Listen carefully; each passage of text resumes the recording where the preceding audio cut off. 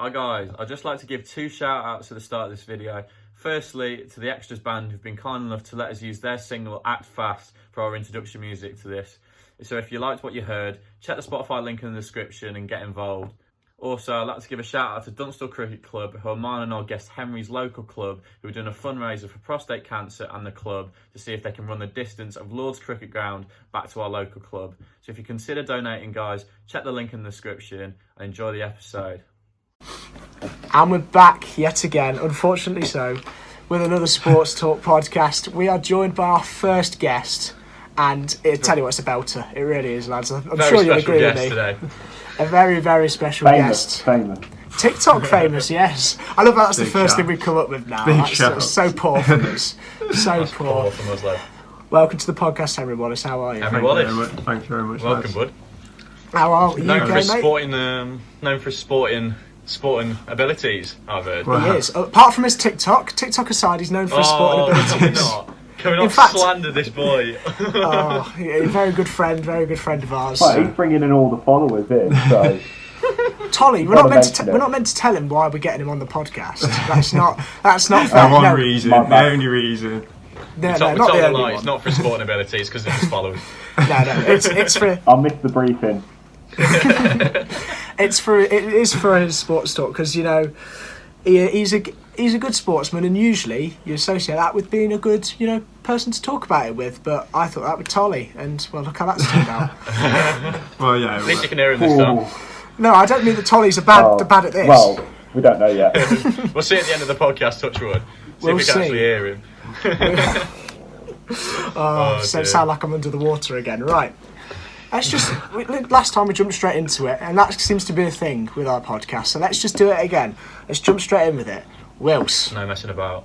Go on, son. Right. Have it out. Go on, you two. Ding, ding, ding. I'm not sure when this podcast will go out. It probably will go out after, so I might look in like an absolute mug if it doesn't go in my favour. But Henry Wallace is a Manchester United fan. As you know, I'm a big Liverpool fan. And we've got possibly the biggest game of the Premier League season so far. In fact, definitely the biggest game of the Premier League season so far. Liverpool at Anfield versus Man United. And I've been crying all week because Man United have going top of the league so far. He hasn't let me forget it. And I just want to talk about... I'm going to start with our combined 11s because we'll combine the two squads and create a nice little combined 11 from the best players out of it. Should we go, Should we go current players, or should we go all time? I reckon current. Current. We can do both. We can do both because we've got. No, Ben. We've got time to fill, mate. We've got time. Okay. Well, we won't do differently because they'll be mostly the same. But okay, but with players such as like Van Dijk and stuff like that, we'll just put it in there that we would have had him because obviously he's the best player in the league. Is Van Dijk even guaranteed? No. What do you mean? Is Van Dijk guaranteed? What Lindelof and Maguire? Maguire and Lindelof. No, we're not doing nibbles. I rate you trying to get a nibble out of me, but let's not mess around here, lad. All right. Should we start and go? Well, yeah. Right, are we doing current first? Yeah, we'll do current, and then we'll just say, by the way, this player will come in if he was. We're doing current, but is it like on their whole career, or is it at the moment? I know what you're trying to do here. Because De Gea is the better keeper. We started. We're off. The thing is, I'm going to sound like I want to sway the favour I want to sway the argument in my favour. But I reckon just for I think we should do on current form. But I think over his whole career, I would have to agree that De Gea has been proven more. I'll be stupid to not say that. But I think we should do current squad. Okay. Right. So. Are we voting on each player? Yeah, you two can be the judges. We'll adjudicate. I mean, we probably should have got people who actually know a bit more about football to adjudicate it, but I'll let you have Alisson.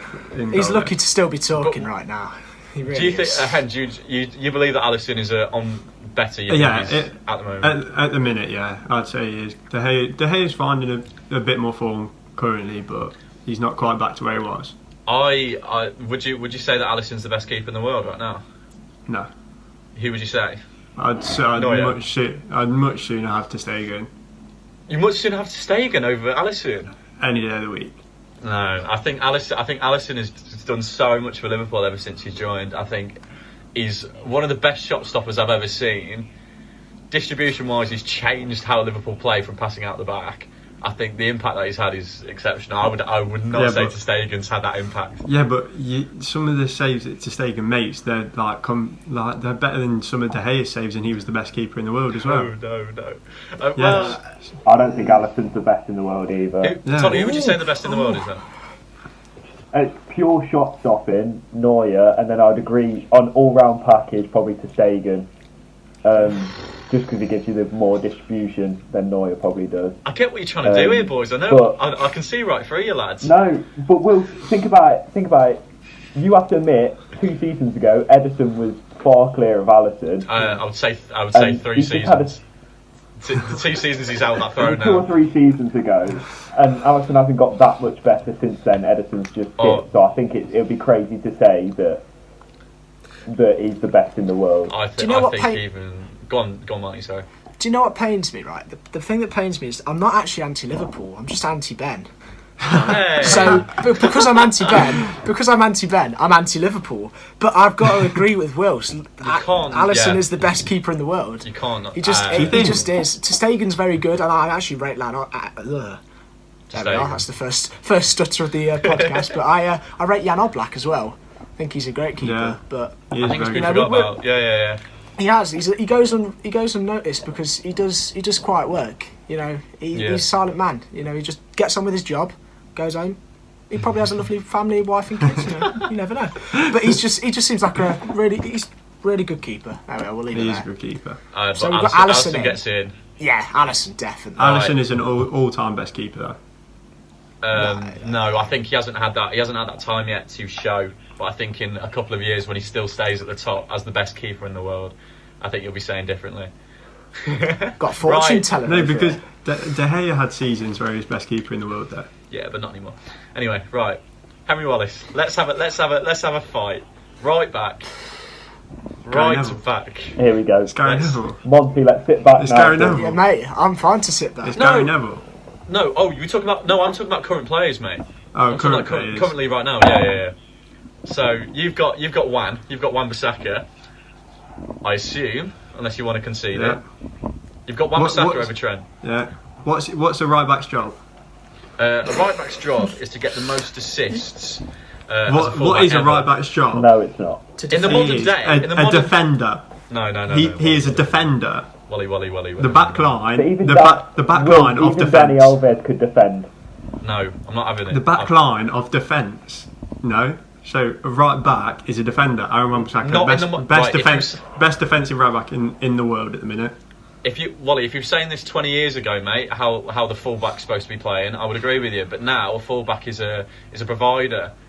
Trent has revolutionised Liverpool. No. He can't defend. I don't care if that's he can't. Wan-Bissaka can't attack. I don't Yes, care. he can. Ben. No, he can't. Of course he can. No, he can't. The fullbacks have become more attacking naturally. They are throughout football. attackers. They are, but Liverpool play them as pretty much midfielders. Not a lot of teams do that still. No. Liverpool play him as midfielders. Trent would be a brilliant right mid because he is shocking at defending. We've seen it multiple times. If you're looking, literally, your manager brings on an extra centre back to play as a right back. The thing is, lads, you've got to make an agreement. You've got to come to an agreement on it. So one of you's got to concede. But I think how many times has Joe Gomez been brought on to help out Trent? I don't care, mate. I don't care. Trent's He ridiculous. can't defend. He can't defend. Trent's a generational talent. You can't say that about Wan-Bissaka. Yeah, but I think if we're going off current form, it's hard to put Trent in there because he hasn't had the best. I would agree with Yeah. that. Okay, I would like that's a point where I would agree. If you're talking about current form, I would agree that Trent hasn't had the start that any Liverpool fans would want him to be. But if right on form, if we're talking strictly on form, I'll give it to you. But Trent, as an overall player, like you said with the De Gea argument, Trent in the little years he's been in our squad for 4 years, he's done so much for Liverpool. That's fair enough. We aren't the same without Trent in the side. Fair enough. I'm so happy he's managed to concede. Right, I'll get that. We need to have you on more often. I'm so sad that we conceded Wan-Bissaka, but his form's done me because Trent he hasn't been on it so far. So far we've got Alisson, we've got one United, one Liverpool player. We've got Alisson in goal. We've got Aaron Wan-Bissaka. at right back. I can see Wilson's face just going. I'm not happy. I'm telling you, lads. I'm not happy. Centre backs, there's an obvious choice, right? Yeah, there's an obvious. Well, I'll give you Van Dijk all day of the week. Right, okay, we're talking overall Van Dijk, but currently, because he's not in the squad because Pickford's an idiot, he's not in. Still. So we're talking. Still got to have Van Dijk. Obviously Van Dijk's there overall, but currently, I want to hear Is he who there? you have. Is he? What do you mean? Is he, mate? He's the best centre back of all time. Rio Ferdinand and Nemanja Vidic? No. I mean, if they're not injured. If we're talking like over the whole history of Man United, Liverpool, I would like obviously have a big debate. I'd probably put him in. Yeah. But I mean, like if they weren't injured, but current players that aren't injured. Yeah. Van Dijk's obviously. I think I'd 100% rather have Eric Bailly than Harry Maguire. I was about to ask you about that. I was about to ask 100%. you. So you've got, are you having Maguire in there as well? No. Who are you having? But if I was, because I'm going to put in a shout. I think. Go on. I think our best defender is Alex Tuanzebe. You think? And he's on the bench. Yeah. Really? Over Bailly? No. Well, I'd play him alongside him at least. Yeah. Okay. I think Maguire. I've only seen him play well once. Is a joke. I think he's so funny to watch. The fact that Man United have paid 80 million for him, yeah, and he can't do the basics right. I know. It's awful. He's looked a lot better recently with Bailly playing alongside him. But with Bailly playing alongside him, he's looked a lot better. Okay, yeah. With Lindelof, it doesn't help Harry Maguire. But even just like the silly mistakes, even against Spurs, mate, that game was a joke. He got shown up. That was your Van Dijk. That was supposed to be Man U's Van Dijk, and it's turned out to be that. Yeah. I've put Bailly and Fabinho in my squad as the two centre backs. I like Fabinho, to be fair. Naturally, he isn't a centre back, but I think no, but he's a very good player. I think he's been our best player this season. He's been incredible. Yeah, he is a very good player. So I think that sorts itself. I think we've actually come to agreement there, which is all right. Yeah. I'm glad that you've seen Fabinho because he goes under the radar. He's not a centre back. Who have you got? No, who have you got so far? Left back, it's like I love Andy Robertson. Like as a Man United fan, I love Andy Robertson. Yeah, thank you. I think he's miles better than Trent. I think he's levels. I'd agree with that. I think he's levels 100%. Above Trent. Ability wise, yeah. I would disagree on sheer ability, but on consistency and performances. And Andy Robertson never someone in the comments is probably going to pick up a bad game that Robertson had. The level of consistency that Andy Robertson has as a footballer is a joke. It's ridiculous. Yeah, you've got to agree. I think he's definitely way more well-rounded than Trent because Trent doesn't give you the defending that Robertson can give you. So from what we were saying, what a fullback should be, Robertson is ahead. I've always picked Robbo over Trent in my fantasy team. Yeah, but yeah. Alex Telles coming in. I think he is very similar to both of them. Yeah, I would agree. Telles is good. I think he's a very similar player to both of them. More similar to Trent because, if I'm honest, he's not the best going back. But that's the fullback role now. Yeah, that is the role. Putting a ball in. He's been so good for us. He's been so good. But Ben said on ability, right, that Trent Alexander-Arnold is better than Andy Robertson, but he's not because defending's an ability. No, but if you're talking about But what I'm saying is, it is. What I'm saying is, Robertson is a hard worker. He's our hardest worker. He's worked to get to that level. It's like a Henderson. Natural ability, he isn't the best. I mean, he's Scottish. He was playing for Hull, for God's sake. Like he's not. But Trent has that ability. Like Trent on his day is exceptional. The ability is unparalleled, but Robertson just works a lot harder than him, and he's grafted to get to that point where he's probably the. I'm not even going to talk about best fullbacks in the world because it's him or Davies, and I reckon you have Alfonso there. Wallace is better than Robbo, but I think Robertson is he's a blessing to Liverpool, that Liverpool squad. He is. He's some player, to be fair. Right. Definitely. That's your defence sorted, lads. Right. Well done. That didn't take too long at all, to be fair. No, I was expecting no. that to be a podcast. It's 15 the whole minutes. thing. It's 15 minutes, and we've gone through the goalkeeper debate already. So and the right back debate. It's because I've conceded. It's because I've been good. I've conceded all the points. Normally I would scream and shout for Trent, but on form I just can't argue it. Yeah. Right.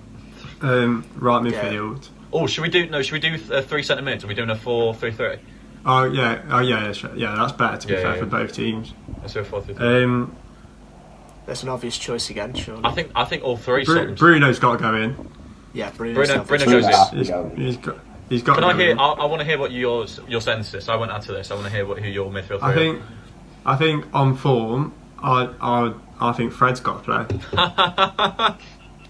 I think he's got to play. Fred has been so good. He's been massively underrated. This is the problem. Well, your argument and my argument for these now isn't going to be based on form.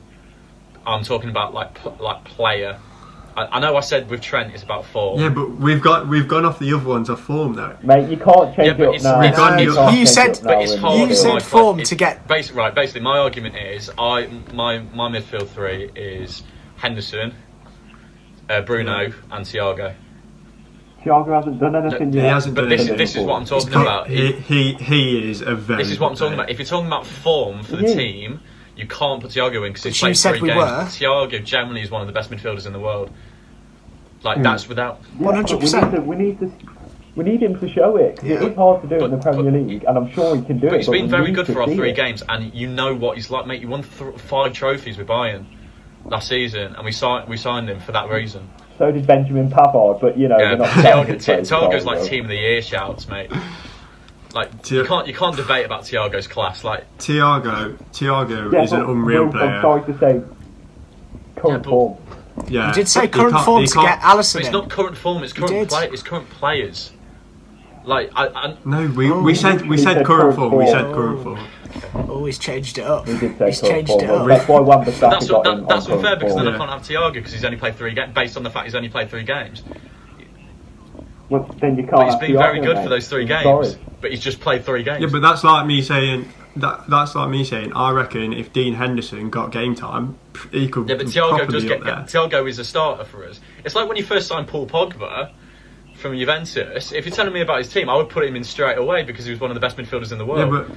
Yeah, but that's another debate because how much has he been doing recently? Yeah, that's a good point. I think it's been so slagging the club off more than he's been playing. It's so unfair to keep Thiago out. I think you need to concede. I think it's so. Paul Pogba has been unreal recently. Fold, Ben. And if I'm honest, Bruno Fernandes, especially in the game in the week, Bruno Fernandes wasn't good. He's dropped. Yeah, I was going to say that. I mean, he hasn't been that good. And Paul Pogba stepped up, was playing balls all over the park as he does, which I really like about him. He just steps back and passes. His passing range is a joke. Yeah. And then he scored the goal to win the game. But I think that's the problem with the. If you forgot about that, the problem with the form debate is. Yeah, I think that's the problem with the form debate because if you're talking about if you said over you wouldn't have put Pogba in if he hadn't had those good last 2 games. He's been exceptional for those last 2-3 games. I can't deny that at all. He's been not just those games. He's been quite good this season. To be fair, and Bruno hasn't so much for the last 2. He wasn't the good. last few games. Bruno hasn't. But you've put him in that team as much. But that team, that's not even a debate that Bruno Fernandes is in it. I'll be an absolute idiot to say he wouldn't be. But this is what I'm trying to say about Thiago. That season that he had with he's just exceptional. But if you're going back all the way to a different team, then a different team in that season, then you've got to take into account Bruno the whole of last season as well, which. He was ridiculous. But so then to be fair, Bruno's form's bad if you're counting Thiago's Bruno's getting. Bruno had obviously Bruno's the number 1 choice. His form isn't even bad. It's just bad for his standards of last season and the very start of this season. He's still scoring pretty much every game and assisting. I wasn't using that. He set himself such a high standard. I wasn't using that point as a reason why Bruno shouldn't get in the team. I was just saying that's the difficulty. Bruno's 100%. Obviously, but that is the difficulty with using the form argument. Yeah. Is that so lads, nail up your midfield 3 then. You're gonna say Hendo gets in as well. Wallace? Hendo gets in. I hate to say it, but Hendo gets in. Yeah. Yeah. I'll put him in, but I'm looking on Zoom right here, and Wally's face isn't looking too happy at the moment. I'm not sure. I'm not sure on Fred or Pogba. I don't know which one. I will give you Pogba. I'll give you Pogba. He has been really good recently. I think I just think on form as well, and the class that we. The problem with Pogba is, I've always said it, is Pogba is a world-class player, but to be classed as a world-class player, you have to be world-class for less than 2 games every 10. You have to be consistently showing that you're class. Whereas Pogba will have 2 games where he'll prove me wrong, he'll be amazing, but then he'll have 8 games where he stinks out Man United. Yeah, it does. But that's the difference. That's what's differentiated him between Bruno and Pogba. Bruno's done it consistently for a year. Bruno's showing everyone in that Man United squad how to play. Yeah, exactly. He joined Man United, and the impact he had was it was the biggest impact that anyone's had on United since Fergie left. Even probably before that, it was. It really was. Because Pogba, he was a big impact because of the name and what he brought, and his performances at the start were really good. He was showing us that he can play in the Prem, which was always the big question. But Bruno's consistently kept up this level that I thought was form. I think I said in the first podcast it's just it's form at the moment, but it doesn't look like it's wearing off. Yes, he's had a few bad games, but everyone has a few bad games, don't they? Well, to be fair, we're saying a few bad games, but he's been all right. It's just not to his level.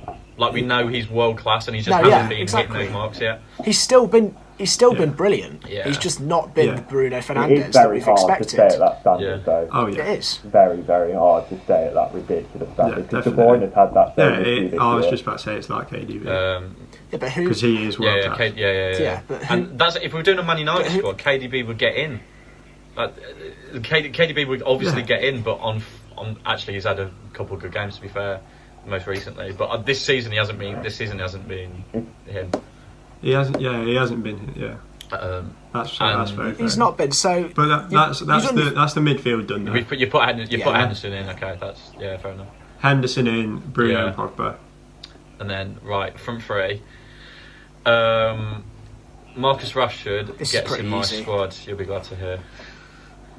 I'll be glad to hear. But I'm sticking up for Salah on the right, Mane on the left. I'm putting Rashford up front.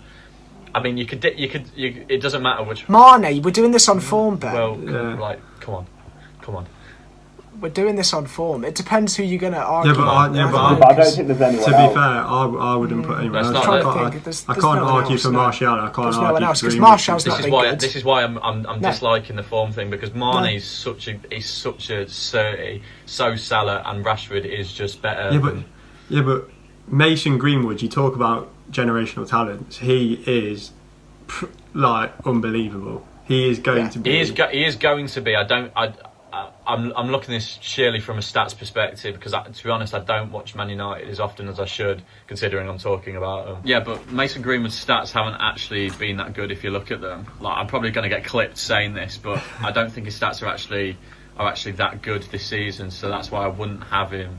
You're talking about generational talents. Yeah. I mean, of course, that's 30, but I think my front 3 sorts itself really. Yeah. Okay. Yeah, that's fair enough. Mason Greenwood's stats this season, he's only got 1 goal. 1 goal? Yeah. Right, so there's not much you can say. So Mane and Salah, if we're having this form debate, then Mane and Salah are levels. Yeah. Right. Salah, you said Fabinho's been your best player. I just want to pick up on this quickly. You said Fabinho's been your best player, but surely don't you think that Salah has? Or do you think... No, Salah could be a level above, I think. That's what we're talking about with Salah. That's why it's ridiculous. Is because Salah's level is that high. I don't think he's been to his capabilities, and he's the Premier League top goal scorer. But that's the thing, because Bruno, I think the 3 players that stand out to me at the moment in the Premier League are Bruno, Salah and De Bruyne. They've all set themselves this massively high standard to achieve. Yeah. Which is going to be so hard for them to keep up over a longer period. That'll be the judgment of whether they really are a world-class player. Salah's level is because they are at the moment. They are, but. I don't think his individual performance has been Salah's done it for longer. I don't think his individual performance has been that to rave about. Yes, he's got the goals, and I love Salah to pieces. I think he's class, but individually, he's not like he doesn't get the ball, and you're scared of him all the time. He'll just pop up when you need a goal, and he'll finish it. And I think that's what Salah's transformed. If you have that front three as well, they're all lovely people, from what I've heard. You know, Rashford's got his with his school meals thing. Is MBE? Marcus Rashford. MBE. Salah's just done something for people in Egypt where there's a famine or something, and I mean, Mane's off to Senegal every time he can. I think it's brilliant. Seems like really building schools in Senegal. Exactly. So that's the reason I'd choose them. Yeah, to play the charity 11 to play the sidemen next. Let's have that. Right, just to clear it up, we've got our full team. It's Alisson in goal, Wan-Bissaka, Fabinho, Bailly, Robbo, Henderson, Bruno, and Paul Pogba. Mane, Salah, Marcus Rashford. Yeah. Well done. That's a good team. That's a good team. That is a great team. Thank God. That team's definitely winning. Only 20 minutes in. I thought that was going to go on for so much longer than it did. I was genuinely quite happy we managed to wrap that up pretty quickly. Can we do score predictions first? Sorry. Can we do score predictions? Go ahead. Can I hear the two non-biased fans' opinions first? I'm going to go with a 2-2. An exciting one, quite loose. Woohoo! I'm gonna go with a 1-1, so that if one side wins, I don't get clipped up and said that I'm an idiot for it. That's the safety option. I'm going for the safe. I'm going for the safe one. That's the safety option. I see Liverpool. I see Liverpool pulling out of the bag. I think it'll be a very tight game. I think Man United will try and defend as much as possible and hit us on the counter attack, because we are susceptible to that, especially with Van Dijk out. Our defence hasn't been. Well, you've got Trent and Reece Williams, not exactly known for their defending prowess. So I'm going to say 2-1. Reece Williams is a centre back, mate. He should be. I know he is, but I don't. He's not solid. I can tell you that. He's not solid. I'm going to say 2-1 Liverpool. I see us conceding. We're not keeping a clean sheet, I don't think. But I think we'll pull it out of the bag, hopefully. I think it's going to be a 1-0 game to United. I can't see either team scoring loads of goals. Neither can I. They both backed them. They both backed their teams. Because Liverpool haven't been scoring recently, and United have come away with some 1-0s, 2-1s victories recently as well. So I see it being a 1-0. I think it's the best time Man United could play this game and the worst time Liverpool could play this game this season. I think the only thing that saves us is Anfield's at home. Liverpool have been shocking on form so far. We lost to Southampton, for God's sake, and Man United have been proper. They've been good. I'm watching Man United. I'm thinking they are good. They are back. But they are. I think we'll just do it. But I think on overall class, I think we should beat Man United. But I think it's come at a time. It's come at a time where it favours Man United, I think. And I think if it was at Old Trafford, I'd be saying something else. Unfortunately, you wouldn't, because you've got too much pride. I know I've got too much pride, but I wouldn't be as secure as I am now. I don't think. Don't try and say it to sound clever, but and I hope I don't get proved wrong, because I know I'm going to get absolutely excited. No! I hope you do. The anti-bet. Well, I'm just saying, someone's getting clipped.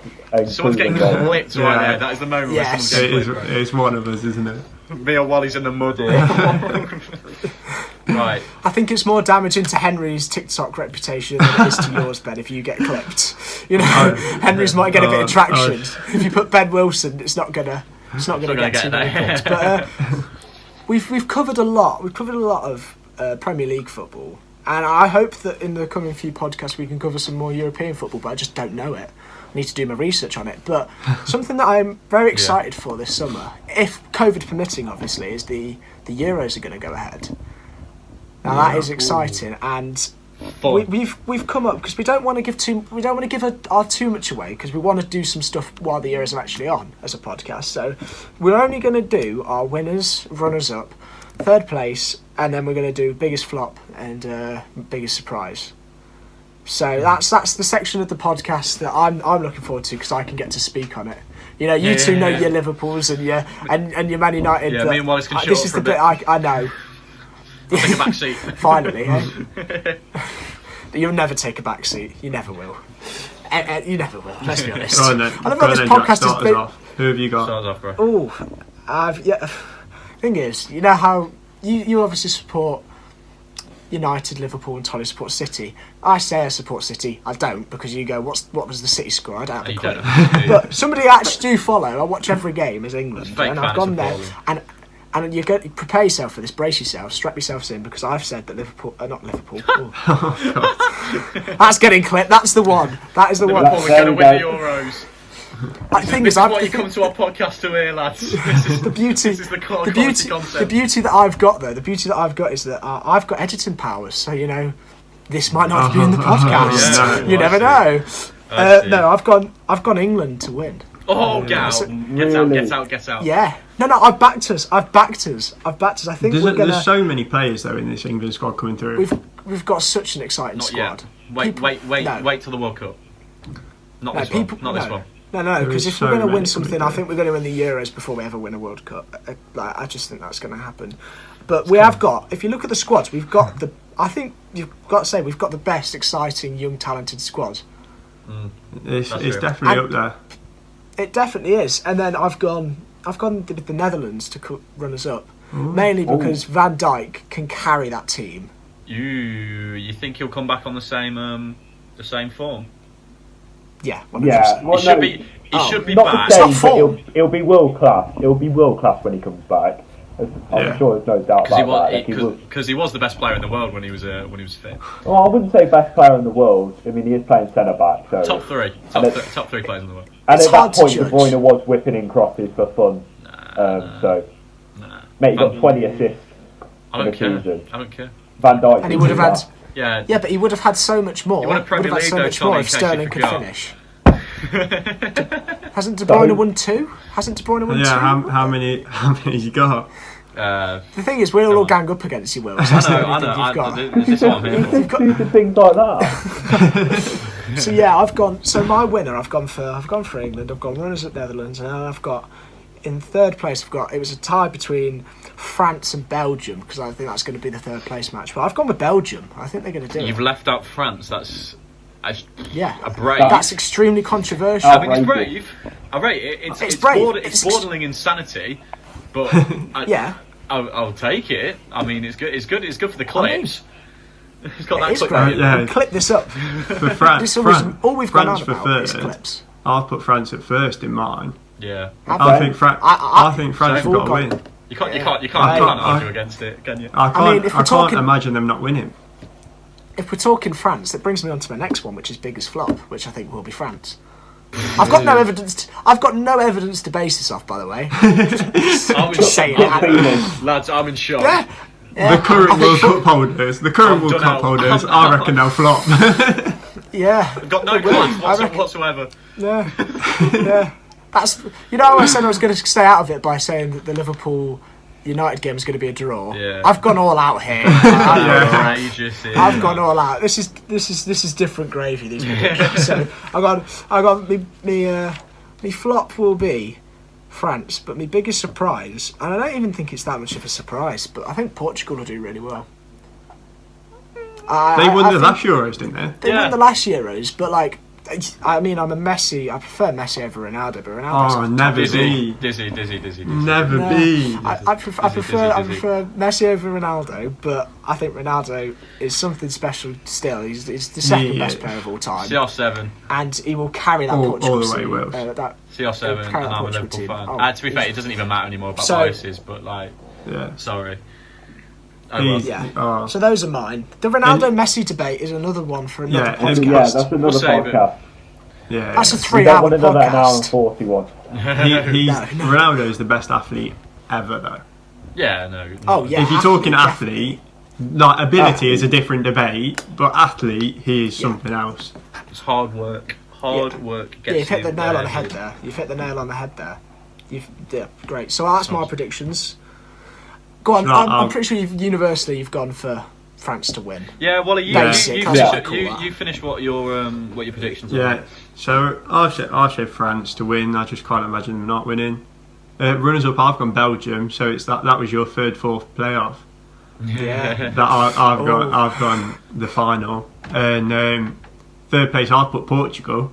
Oh, Have you? Hey. Yeah, they are such a good team, and like to be fair, they didn't look like they were going to win the last Euros, but I feel like with Ronaldo, he's such a leader, and they've just got a bit of grit. yeah, true. Like they care so much more than like for say I don't know who they could be playing, like Netherlands to say. Yeah. They care so much more about that. Like they hold on to that so much. That's a good point. They're a gritty team. You're right. Biggest flop, I've said England. Like you said, we've got so much going for us as in youngsters, but I don't think we're there yet. Mate, that's brave. I don't think we're there That's yet. controversial It's as well. so brave to say that. I know it is. Who's in your third, fourth playoff then? You've got who's in your Portugal to come third Portugal. and fourth. Put it on you, innit? Yeah. I don't know. Like, I think Netherlands will be up there. To be fair, they got That's why I put England. It's a tricky one. Depay's a goal scorer. Van Dijk will be steady at the back. Steady. That's the question. It's all about Virgil, like it always is. It's all about Virgil. If he comes back, honestly, the thing right. Sure. But they do have good centre backs though. They have De Ligt and De Vrij. Yeah, De Ligt. Yeah, De Ligt. I really like De Ligt. Yeah. Class player. De Vrij doesn't get as much credit as he deserves either, though. He's a probably- good centre back. Yeah, I didn't think about that. Actually. Yeah. De Vrij and De Ligt are good enough to play at the back on their own. Whether that's good enough to come high in the, Yeah. but they're not going to be like, oh, without Van Dijk, we're not getting out of the group stage. You've got Depay, you've got No, Jack no. Wijnaldum, you've got Babel, who somehow always turns up when he plays for his country. Yeah, okay. Yeah, I'll go. Yeah, I agree with that. The biggest Is flop I Babel said the one with the England. weird hair? Like the weird multicolour hair? Yeah. He used to play for. Yeah. That's how I know He was him. at Newcastle, That's how I know wasn't him. Yeah. Yeah. That's how I know players. I don't. and then look at them, biggest I just surprise. see numbers. I said Wales. Ooh. Bale is Bale's the only time when he's motivated, mate. He Great is. shout. When he plays for Wales, he is a That different goalkeeper. player. He's and they've just got a steady team. Obviously Bale's a special player, but apart from Bale, there's no standout players, but there's a lot of steady players. Yeah, I get what you mean. But Yeah. Dan James, average player. below Ethan average. Ramsey. Extremely bang average. average player. Extremely average. Ethan Ampadu. Oh, he's top prospect. Top prospect. He is. Oh, yeah, Aaron Ramsey's been playing well for Juventus. Juve. He has, to be fair. Yeah. There's just some solid players. But that's what separates them from Poland, for example, who have got superstar in Robert Lewandowski. Yeah. They don't have the other players to But back he's it got up. nothing I think around him. Wales do. He's Yeah, got I Nile think around Wales him. have a bit more. Yeah, absolutely enough. Yeah, Wales have a bit Yeah. more. I see France winning, Netherlands 2, and I've put England 3. So I would disagree with the shout that we're going to flop. To be honest, I see where you're coming from because we're not experienced, but we have certain players who have hit that quality mark that you can rely on. I think Harry Kane up front is different. He's deadly. Does Southgate have the ability to use him correctly? That's the problem, because I can see Southgate just messing him up. Just put him in a system. Yeah. Just put him in a system where he's just there to score goals, and he's shown he can create as well at Tottenham with Mourinho. Him and Son He's a between ridiculous them. player. He's class, and I reckon we should give Son a passport, like we did with John Ross. Get him to come and play for England. Whatever it Put those two up costs, top. just let him play for England. Exactly. It And wouldn't to be be a bad fair, shout. No, I know, and Son just seems like a lovely bloke as well. So He does. yeah, I think that's half the stuff I go on about on the podcast, by the way. Just if they're nice people. they're nice. It's got nice no guys, correlation really. to sport. They're nice guys, yeah. They seem lovely. So they're your top 3, Wills. Yeah, that's my top 3. I think England. I think I can see them bottling it, but I've got them to get third place. I think I trust our boys enough to develop and be the team that we know they should be. Yeah. But with the squad that we've got, I think even coming I think if you don't get to the final, I think that's bottling it because we've got a great squad. No, I think semis is expectations. respectable. I don't think final yet. I mean, there's still a developing squad. I don't think We'll be happy with semis, but if we don't get it, we'll be upset. I don't think Southgate's the guy to lead them to the final at the World Cup. I know we're talking about Euros, but I don't think Southgate's the guy to lead them to lead them there. I think either we'll see in this Euros if Southgate's a fraud or how we should back him. I think it's a big hit or miss with Southgate. To be honest, we'll see if what he's really about at this Euros. Yeah, it's totally crunch time. Totally crunch time. It did, because that probably showed something in the World Cup, whereas we were in such a good position. Yeah. And then you couldn't get that final bit. Exactly. Final bit out of the squad. See if it'll show if you can do it better this time. Yeah. Right then, Sol. You've been silent for too long. Come on, get talking. For me, I can't see anything past France winning. I know sometimes they don't look up to their full standards, but I just, with that talent in the squad, I mean, like at centre back, they have like 10 different people that could start. And then for 2, I've gone for Belgium. I think their window of this golden generation's closing, and I think this is going to be, their final push. They need to make use of it, man. They really need to make use of this talent. Yeah. And then 3rd, I've gone Portugal, because I think Portugal are going to do. They're going to do well. The team's fantastic, but I think they might struggle a little bit on depth. But that starting 11 is going to be a very good team. And the 4th, I've gone very patriotically. I've gone England. And I think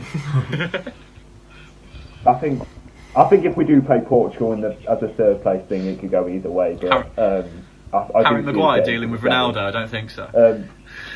I'm not sure, Solly. I'm not sure, mate. He's way off it. Off it. John Stones is in form. Right. Informed John Stones over Ronaldo. But for a surprise, I kind of missed the memo a bit, but I've gone with a player specifically. I've gone with Immobile. Oh, hello. Because I think he's really? a fantastic player. Italy's a shout. And I think, I didn't put Italy in the top 4, but I do think if they are to get to there, he's going to be a massive, massive part of it. I didn't even consider Italy. I would go as far as say you'd give Lewandowski and Ronaldo and people like that a shout for getting the golden boot if Italy go far. It'll be like the Lukaku that Belgium had. He's the one he's that Harry you don't Kane. expect him to pop up, and he just bangs it. Mate. Yeah.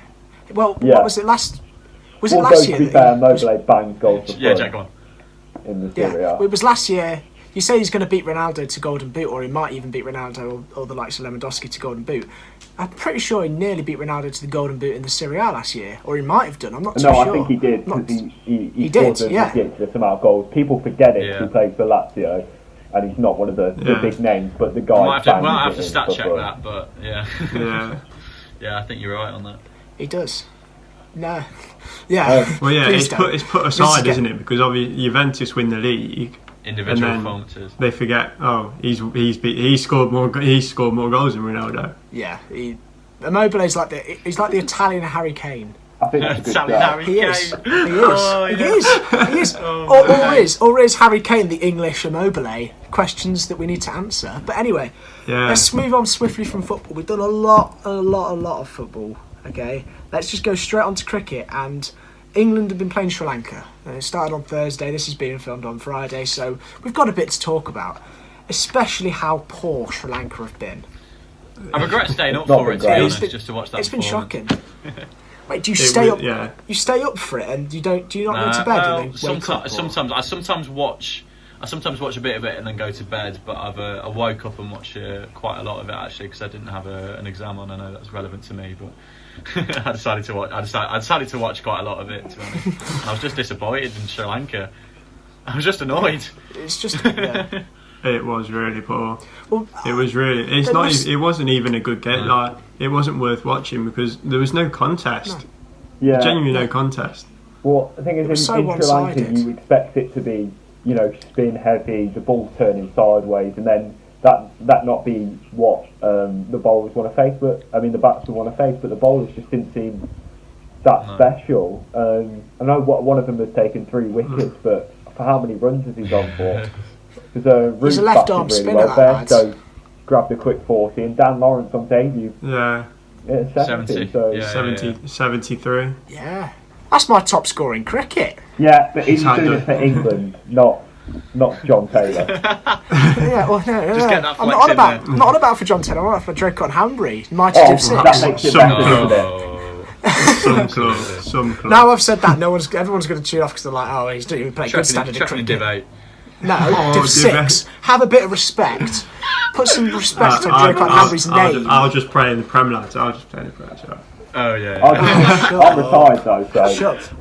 I'll just field in the Prem. I'll just field in the Prem.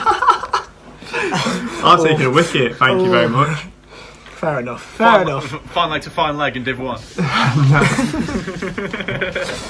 So we talked about how poor Sri Lanka have been. They've been poor batting, right? They got rolled for what was it? 130. 135. 134 or something, yeah. Yeah, 135.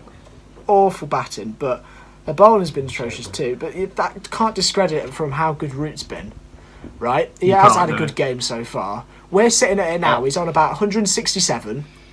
He's played the spin really well. He's had a great day because he actually got. He's to converted. 100. He's converted. Hallelujah. Hey. Well in, Joey boy. Well in, Joe. Nah, that's been a problem with Joe's, and this again one for another podcast. But I'm glad to see him convert because if he can get back to that 2014-15 form, he'll be sensational. He'll be back up with Kane Williamson, Barbara He Azam. deserves that. What about in that test? Don Best took 5 wickets. Yeah, but I have to say, it's Did you see the 5 wickets? Yeah, not the best I'm not 5 going to speak on wickets. it. No, I think They 2 were of them not. were fine, but one of them was literally them missing the ball on a full toss. Going for At a the end of first the day, win. though, he's taking the wickets. Exactly. Yeah, I don't think you got can say taken. picturesque fifer, to be honest. You can't, but you can't take it away from him. But at it the same says that on time. the scorecard, Exactly. so you can't take It does. away. 5 wickets for 30 runs. I mean, it's good going, lad. Sounds Did like me you see on one of the them where it? Did you see one of them where it was? I think it was Bairstow at short leg and it bounced off his ankle. It bounced off his ankle and put the courts it. Unreal. They all count. They all Yeah, do. exactly. They all count, and we all know. We've all played village cricket, so we all know the saying. Yeah. Something balls Yeah, get let's not- wickets. let's not- Something let's balls not. get wickets. We're a clean podcast. We're clean, right? Yeah, So we've Not done. CPM. We've covered England, Sri Lanka, right? Let's talk about Australia, India, because that's a series that is already ahead. Like that is a few tests in. We're well, I think it's the 5th test now. Last test, yeah. We're at last test now, and Labuschagne's got another 100. Another like. Yeah, he might copy Nice, Steve mate. Smith a bit. He might copy Steve Smith's bit. leaves. A bit. Yeah. That's- He's just Steve Smith 2.0. But you can't just say that because you can copy Steve Smith as much as you like, but you still got to hit the ball. Exactly. No, I Yeah. think Well, yeah, he that's a good point. copies him less on technique and more in persona, as in He does. the Yeah, lead, yeah, yeah. stay there, all that the extra Wait on. stuff. He's Yeah. copying Steve Smith, but he's got his own technique and he seems to be applying it unreally. I bet he has that routine that Smith has where he just touches everything. Yeah, Like he's got all it's those like superstitions and he's put that in. helmet, gloves, pads, box. I bet he's Checking put that it, into his batting checks his now. head's there, checks his hands are there, checks his yeah. Takes a He go. does the, Sometimes they go for a walk. checks his box there, exactly. Checks his box there. I want to discuss the fact with Labuschagne. Do you think it's a run of form that he's been in, a sensational No, run of form, or do you think I this is don't. actually him? I think it could be a really like his purple patch, but I think it would be crazy to say that he's not one of the best batsmen in the world, even if he is in tremendous I'm form. not brave enough to go against Labuschagne at this point. I I'm not think that he's got to be up there. Yeah. Of course, absolutely. He's what You I think can't not he's- put him up there with the amount of runs that he scored. Well, yeah, I think he's 3rd best batsman in the world at the moment, and the only reason he's not at the top is because Kane Williamson got a double 100 against Pakistan. I'd still say And, Cohen and Smith he's are better, unbelievable. and Williamson. Well, Yeah, people- but he's got a people way take the to mick go, out of 'cause him they've been doing it for copying years. Steve Smith, but he is learning from the best, isn't he? Yeah. They are. Yeah. He's learning from exactly. the They've got to best. have a mentor. Virat Kohli, it's so hard to compare someone to Virat Kohli. It is, yeah. We discussed this in the last podcast. You'll struggle. He's top drawer. We're gonna so we've discussed. We haven't discussed them in a lot of detail because there's not a lot of detail with both of the tests. They've both just got underway. But something we can discuss in detail is an all-time 11. And before we actually get into our all-time 11s, I want to discuss at what stage do people like Virat Kohli and Kane Williamson get into these all-time 11s, because there's got to be a cut-off stage where you think, Kohli's good enough, but we almost shy away from it because of recency, and we don't want to seem like we're just doing it on recency bias. So what point do you think you can say somebody deserves to be in the all-time 11? I think it's hard to say it when they're still in their prime. I don't know. Because they've got to be at the end of their career at least, if not retired. To be an all-time. But how long? If you're talking about Virat Kohli, how long? Where's the cut-off point here? For the past, I don't even know how many seasons. As long as I've been watching him, he scores runs almost every game. Yeah. But then you've got to remember the people we're comparing him to, because for Kohli, the natural comparison is Tendulkar, and he's got a lot of runs to score to get to that. Yeah. Which I'm not doubting he won't, but it's a long way that he's got to do, because Tendulkar did it for a long time. He did it for 20 years. But do you compare him to Tendulkar? Because Tendulkar was seen as maybe a number 3, but also an opener and a completely different style of batsman. But that's what I mean. That's the standard. So I think a massive part of all time, these all-time 11s, is how long they did it for. And on my list, that for a lot of them, that's the key thing, is how long they did it for. And Kohli has done it for a while now, but it has to be to a ridiculous extent of near the start of your career to a long after your prime. For me. And also, it's hard to compare Tendulkar and Kohli, because Tendulkar was accustomed to playing Test cricket. And I think he managed to mould himself into an ODI player as well, because he's got a double 100 in an ODI, which is phenomenal. But he is primarily a Test player. Kohli, he can go out there and he can score at 200 strike rate. He can go out there and he can bat all day. So the versatility's changed. That's how cricket has changed. So at what point do you go, actually, I'm going to say that Kohli's better than Tendulkar? I'm not saying he is. I'm just saying it's a really hard. It's a really hard thing to do. I do see where you're coming from, because Virat Kohli does play in every single platform and score runs. He plays in every single platform, and he'll be considered one of the best batsmen in that platform. True. Yeah, I think he is I think he's up there with the likes of Ronaldo, your LeBron James at the moment, for being the best sportsman in the world at the moment. He's in that category. Yeah. He's with you Lewis Hamiltons. Yeah. He's with you Cristiano Ronaldo's. He's with all of these top sportsmen. But we overshadow him because he's just a cricket player. Right. That's that little debate over with. I just thought, let's have that in there. So let's do your all-time 11s, lads. So I think we're going to do a combined one. Is that right? Yeah. Combined one. So openers. Someone want to suggest an opener? I'll suggest one. I think it's one that I think it's likely we all have. Is Alistair Cook. Yeah, I've got Alistair Cook. I've got Alistair Cook. I haven't, but I'm happy to concede because I've got Alistair Cook, and I think it's just ridiculous how long he did it for and how resilient he was through everything. But also the highest England scorer, run scorer. Yeah, he scored a lot. 12,000 Test runs. In the hardest place to score runs, arguably. Yeah. In England, opening the batting.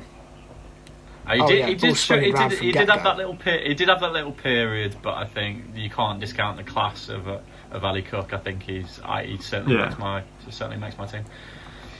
But one of the reasons why he's actually on, well, I'd say I concede the point, is because yes, he had the tough times, but he also managed to fight back from the tough times. Like he scored 100 in his last ever Test match.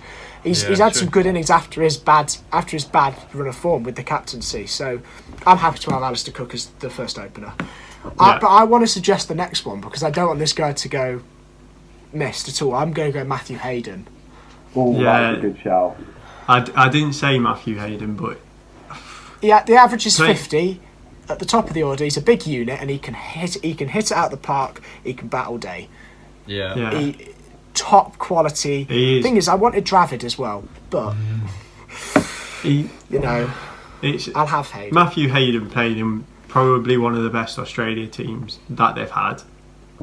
One of the best teams in cricket history. For Devon. Yeah, with playing a lot. He opened with Langer and had Ponting behind him. Like, it was an unbelievable side, and he was still up there scoring runs and considered one of the best. So, yeah, I'm happy to have Hayden in, because I had Graham Smith, who's quite similar to Hayden in the sense of being a large figure, a leader at the front for South Africa. But I think Hayden is a good shout, and is probably just has an edge on Graham Smith.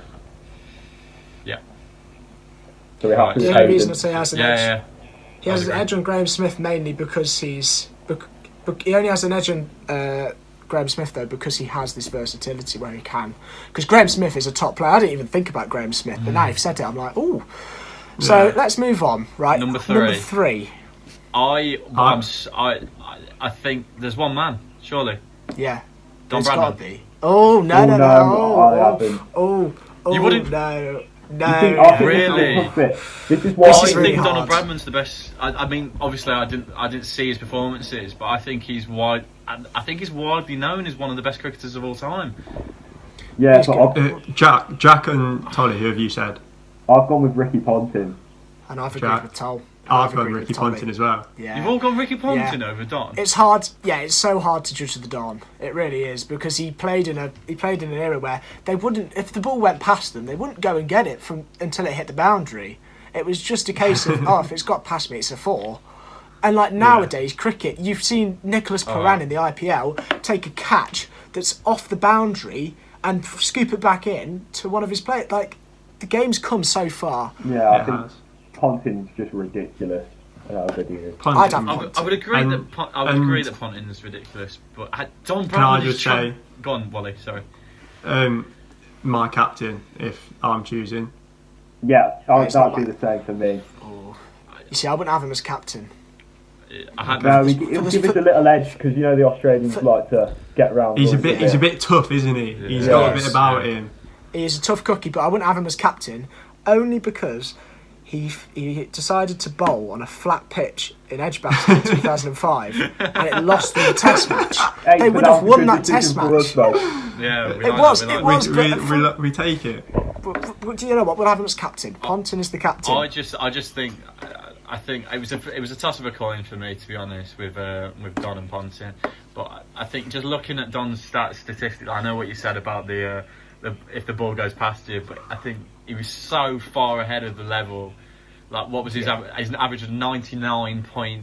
99.94. Oh, 0.4. 99.94. He needed. Fun fact.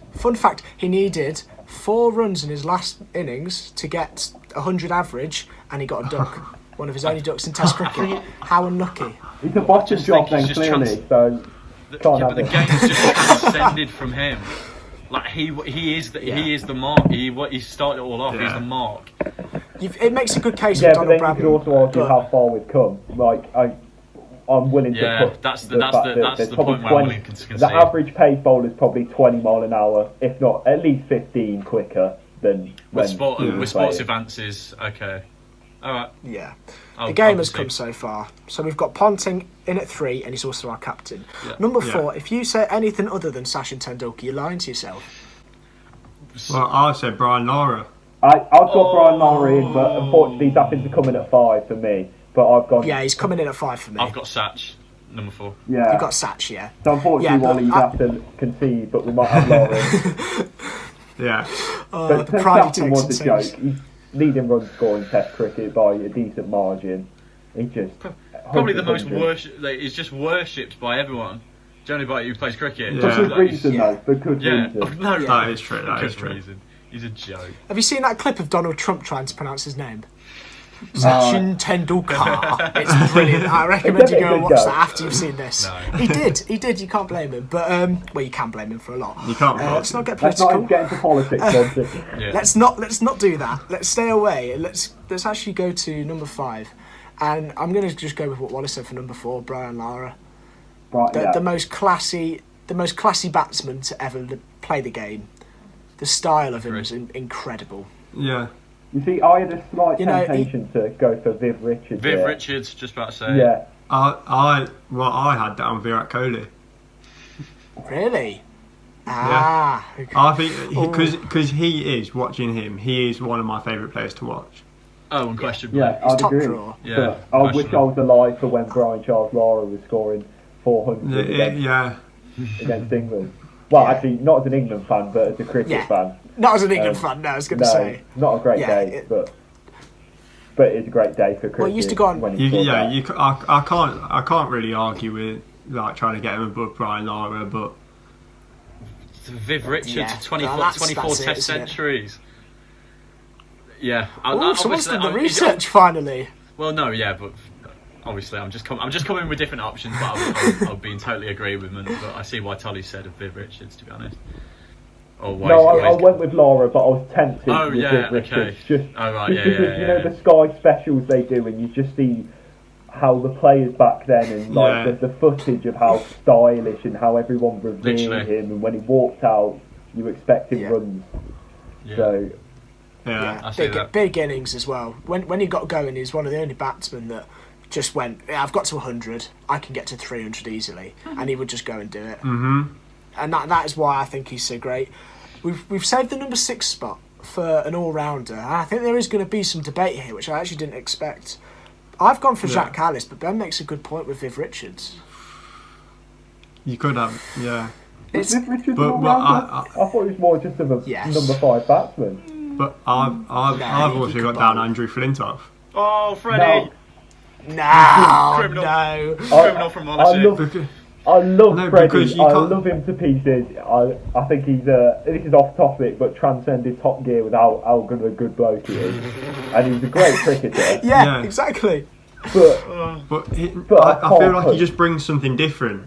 But I can't put him over Jack Callis. Like Jack Callis is a joke. Jack Callis was some player. He was some player, but I understand what you mean by Freddie, because the only criticism you can have of Jack Callis was he never ever took the game by the scruff of the neck that Freddie did. He was a consistent performer, averaged 54 in Test cricket, a great player, but Freddie Flintoff, that over against Ricky Ponting is enough to have him in the list.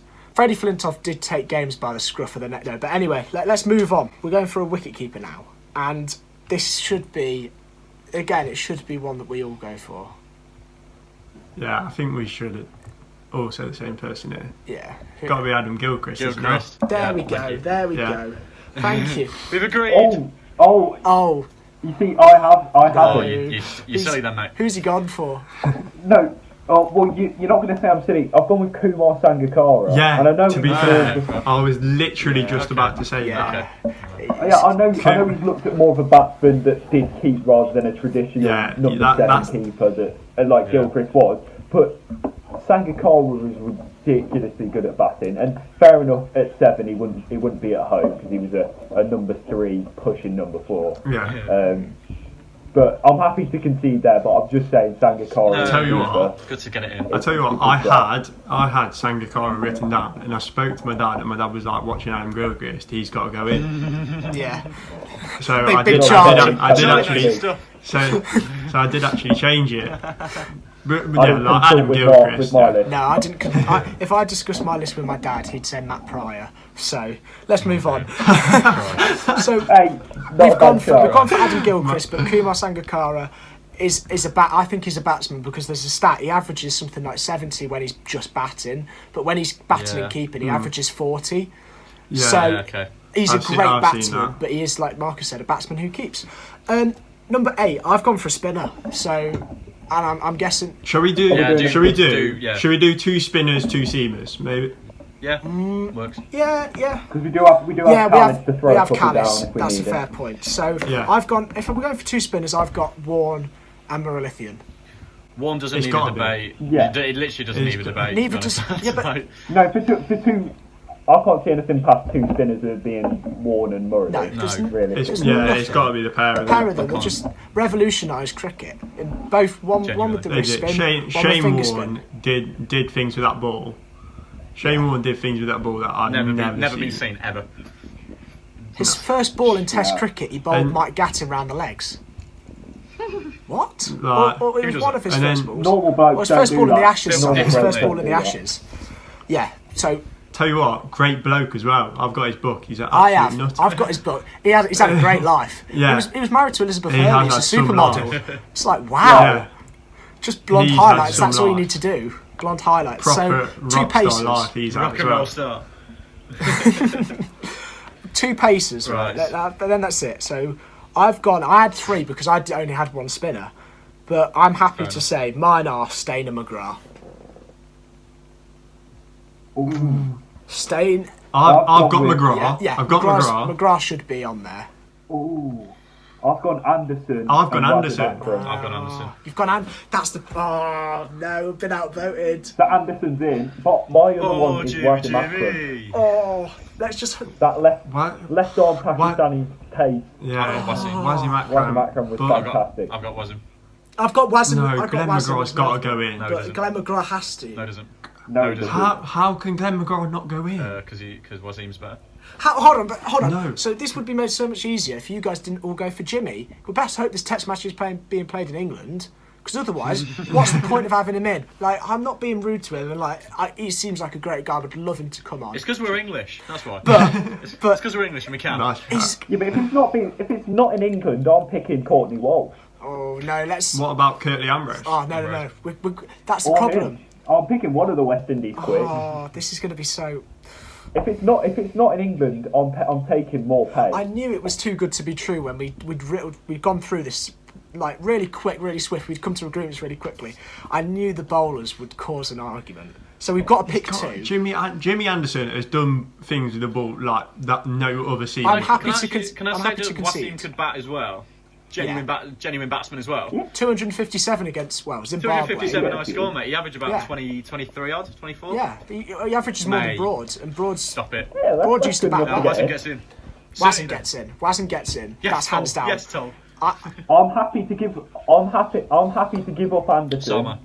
if Akram's getting in. I'll actually Yes. engage my brain. Glenn McGraw's Yeah, got Glenn to play. McGrath and Wasim Fine. Akram, they've got to be our 2 Yeah. bowlers, surely.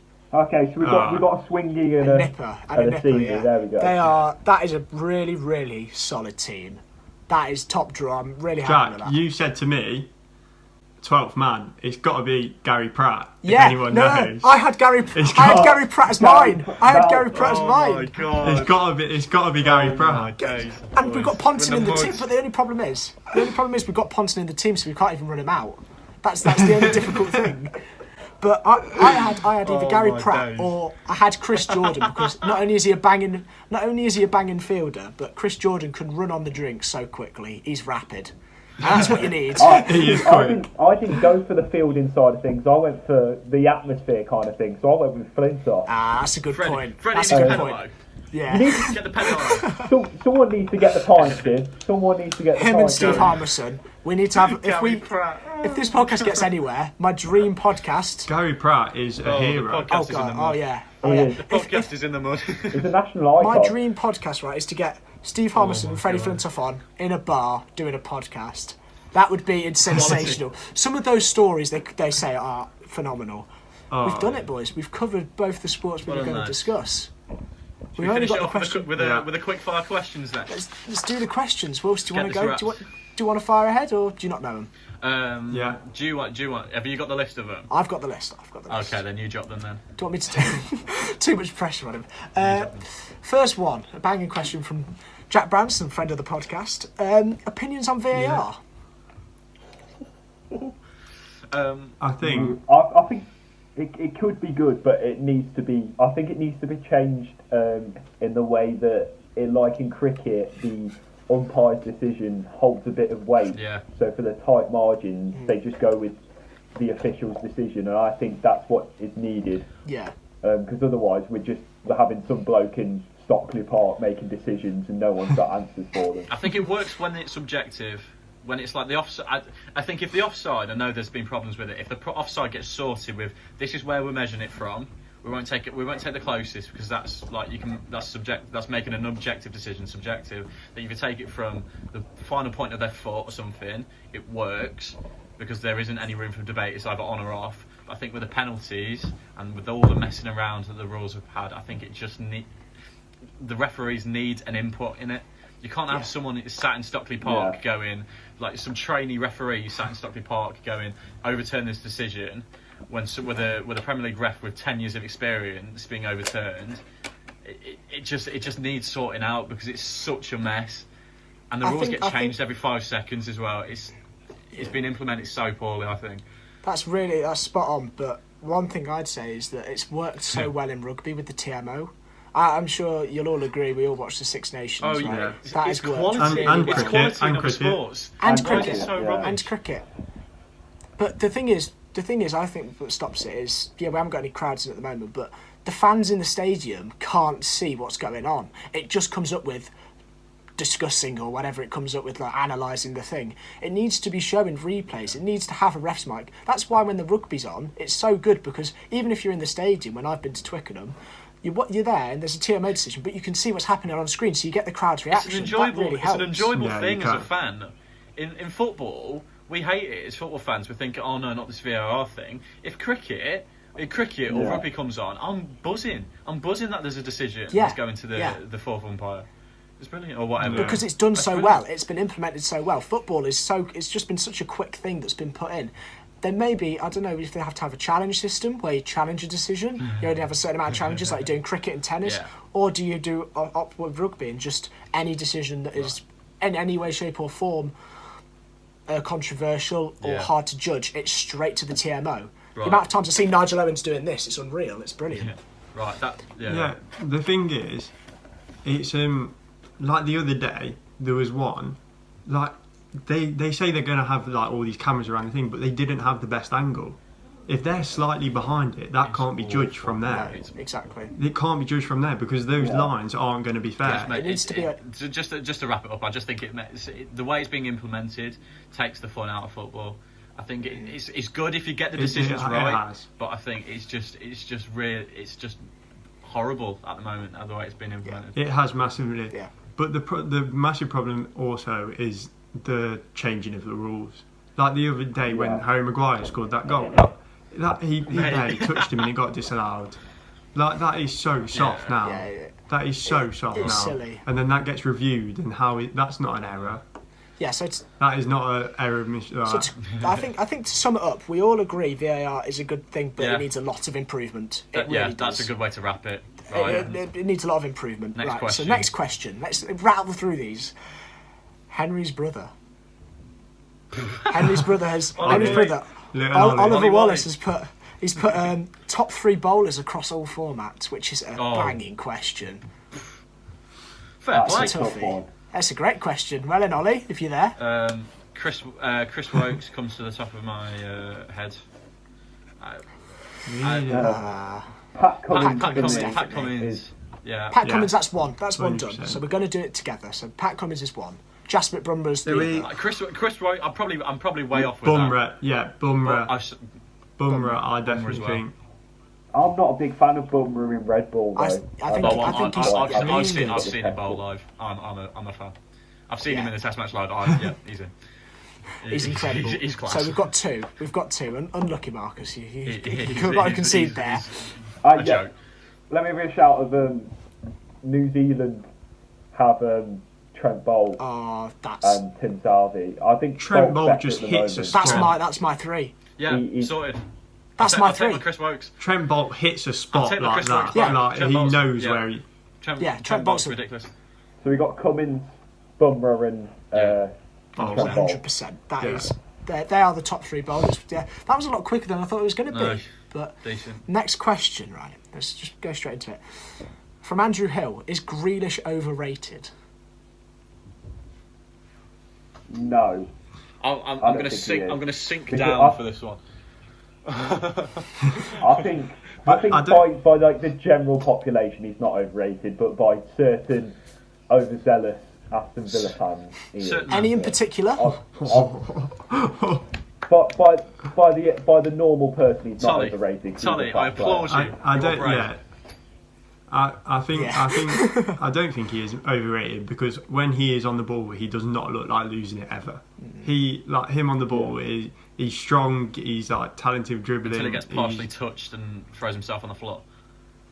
You have Mohamed Salah in your club and Sadio Mane, so please don't.